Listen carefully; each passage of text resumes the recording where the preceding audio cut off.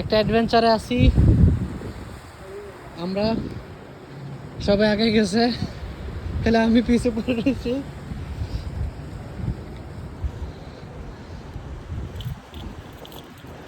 যে খাই একটা পাও স্লিপ করলে সোজা মায়ের ভোগে চলে যাব।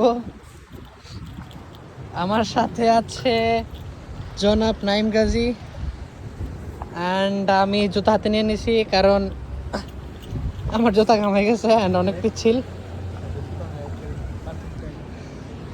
নষ্ট।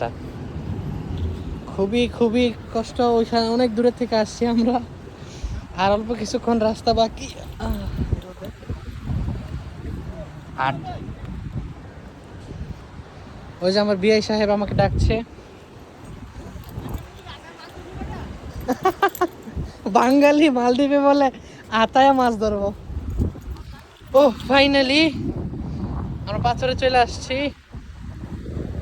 অ্যান্ড জাস্ট এখানকার ভিউটা দেখেন, এটা হচ্ছে মালিশ সিটি। Oh my god, thank you for watching.